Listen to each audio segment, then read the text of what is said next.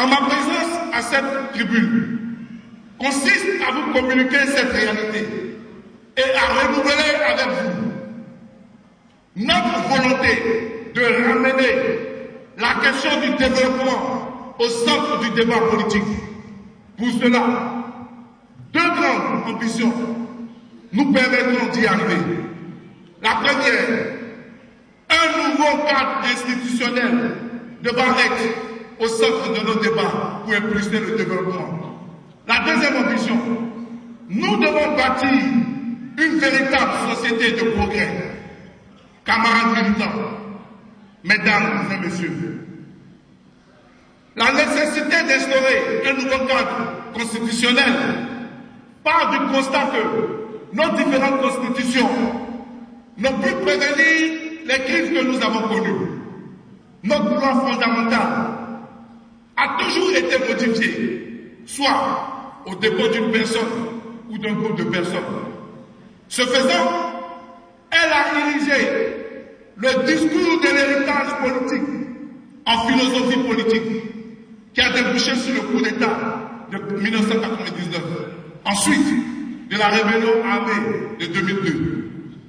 Même la transition militaro-civile, à qui l'on attribue abusivement le mérite d'avoir créé la Deuxième République, laissez-moi vous dire, elle a failli. À l'UNG, nous ne sommes pas à la tête de l'histoire, mais nous ferons l'histoire.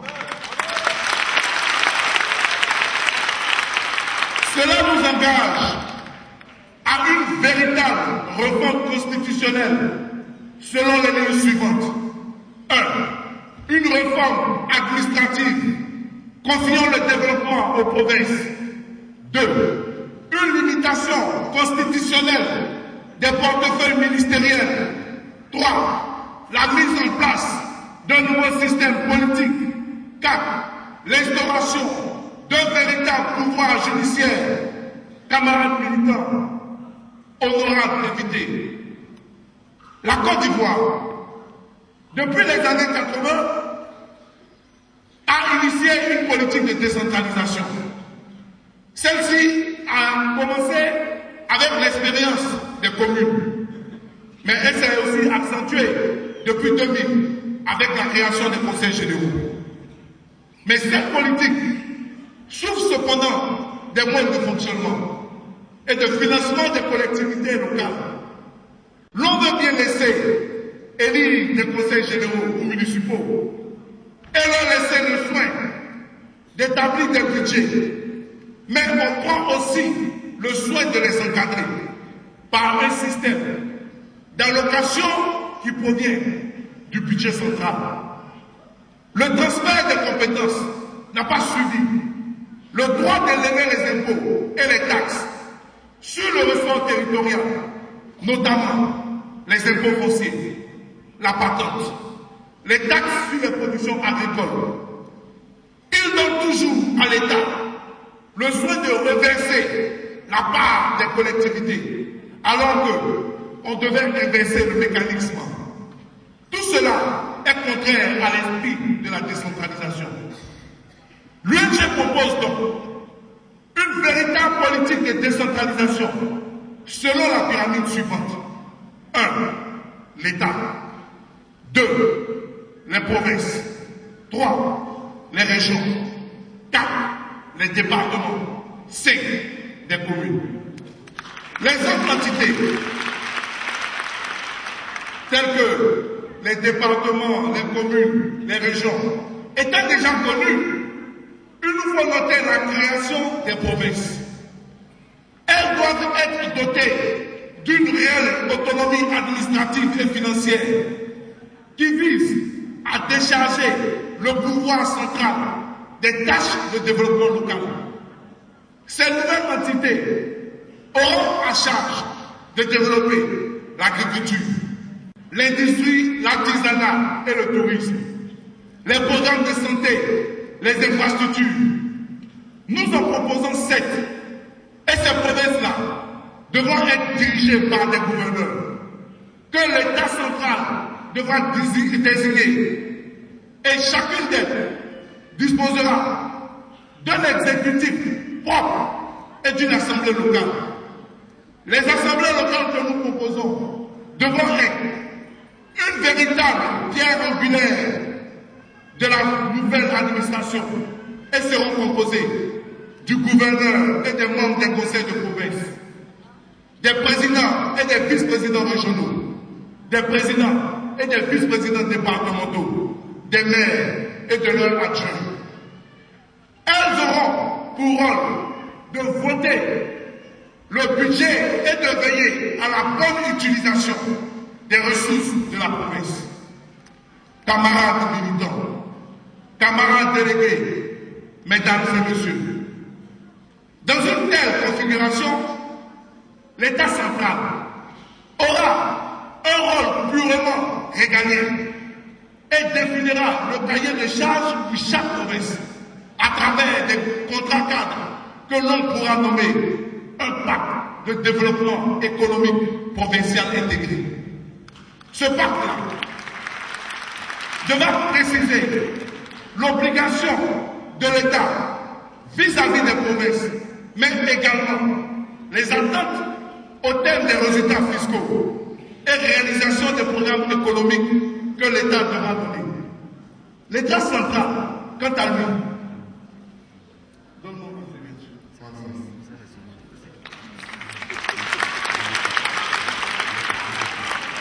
l'État central devra être dirigé par un président de la République, assisté de sa tâche par un gouvernement composé de secrétaires d'État, dont le nom sera défini par la Constitution.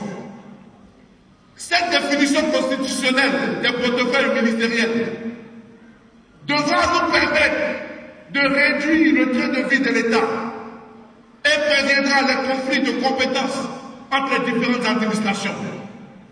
Chers camarades conventionnistes, camarades délégués, si nous voulons réellement la paix sociale, si nous sommes fatigués des coups de canon, si nous voulons une école apolitique, si nous voulons un exécutif moins pesant, nous devons changer notre système politique.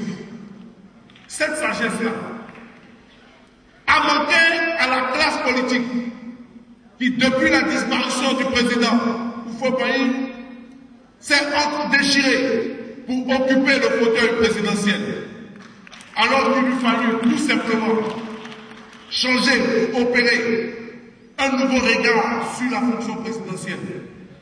Nous devons donc engager une réforme constitutionnelle qui va dépassonner l'élection présidentielle en rendant la fonction présidentielle moins attrayante. Il s'agit d'une réforme constitutionnelle qui va déplacer l'enjeu du pouvoir exécutif sur le plan local, de sorte que nul dans notre pays, nul dans la Côte d'Ivoire ne puisse prétendre à la magistrature suprême sans avoir fait ses preuves dans sa province. On ne peut pas diriger la Côte d'Ivoire si tu n'as jamais été capable de diriger ton propre village. On doit retenir cela.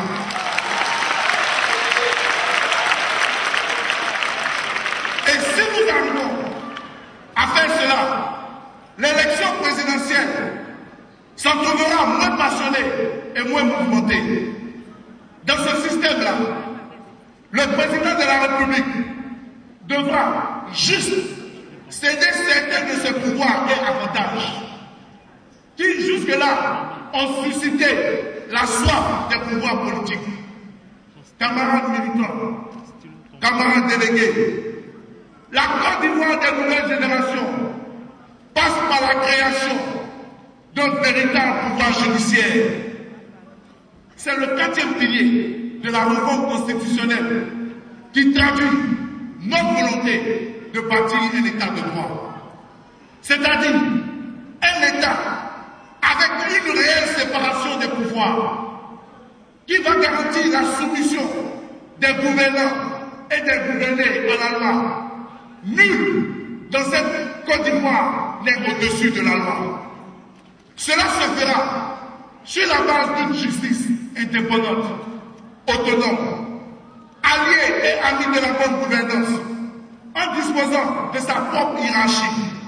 Ce pouvoir judiciaire doit s'appuyer notamment sur l'accroissement des moyens matériels et humains des tribunaux, sur le contrôle technique des magistrats et auxiliaires de justice, sur une commission nationale des droits de l'homme qui aura un véritable pouvoir de sanction, qui ne va pas exister que de nom, sur une agence chargée de la réinsertion des anciens détenus, parce qu'une chose est de mettre en prison, mais une chose est de les étudier pour que lorsqu'ils sortent de prison, ils puissent revenir dans l'état de droit. Mesdames et messieurs, notre deuxième ambition, conséquence de la première, consiste, comme je l'avais dit tantôt, à bâtir une société de progrès. Cette société de progrès-là aura 7 piliers. Nous devons, comme premier pilier, avoir la reconnaissance de l'être suprême. Nous devons faire la promotion de la famille. Nous devons pouvoir intégrer les personnes vulnérables. Nous devons avoir une véritable réforme du système éducatif.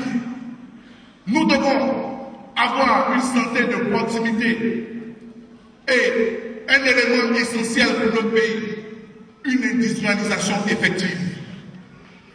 Nous devons aussi avoir une véritable armée républicaine.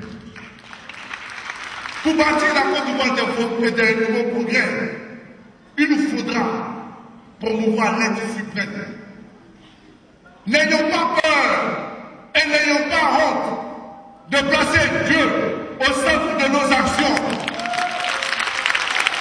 Nous ne serons pas, chers camarades, les premiers à le faire. De grandes nations telles que les États-Unis, telles que l'Arabie Saoudite, l'ont fait avant nous. Et aujourd'hui, recueillent l'impact positif de cette expérience. Parce que, tout simplement, si l'Éternel ne bâtit la maison, ceux qui la bâtissent travaillent pour faire.